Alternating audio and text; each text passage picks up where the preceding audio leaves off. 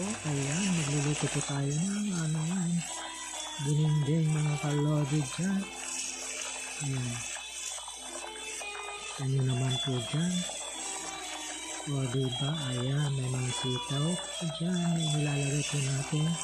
Ayan, may isda po. Prinito. Tapos, ayan, gagawin po natin yung ang palaya na sustansya po dyan. Mga kalodi dyan. Ayan. Mekos-mekos lang po. Ayan. Ganito lang ang pagluluto po natin. Silagay-lagay lang po natin. Ayan. Ayan lang po, ganito lang po dyan. Ang po natin, sistema po natin sa pagluluto ng dinding mga kalodi. Simple lang po ang ating pagluluto ngayong araw na to. Masarap po yung masustansya naman po dyan mga kalodi. Simple lang pero masustansya. Diba ganun lang po dyan ang pagluluto. Diba? Masarap. Papakulo pa lang po ng tubig. Ganun. Tapos ilagay mo na yung isang cup po natin.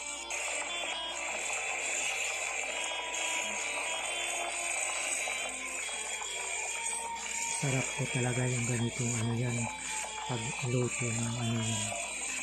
At lalo na pag yung bagong luto. As mainit-init. Diba? Ayan.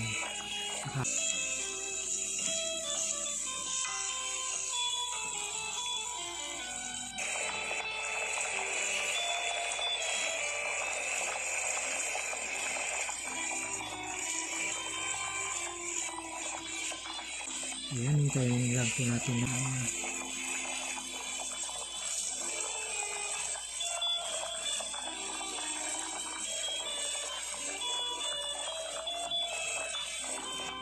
mekos-mekos lang po.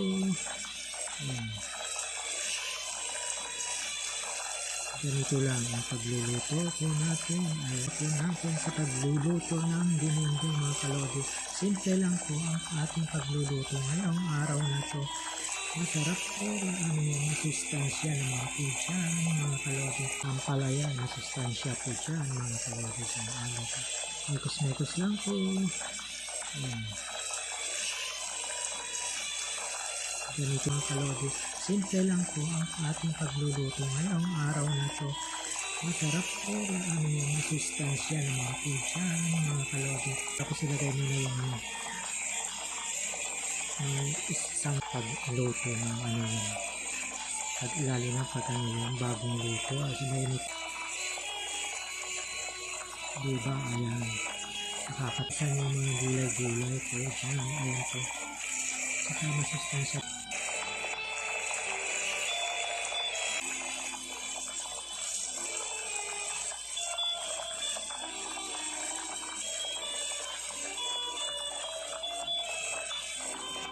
Thank you for watching. Bye bye po. No, God bless us. Prito pa po tayo ng yan. O diba? Ng isda mga kalodi. Ito yung ng yan. Iano po natin sa dinding. Ayan. O diba? Sarap-sarap. O ganito lang simple. Ayan lang po.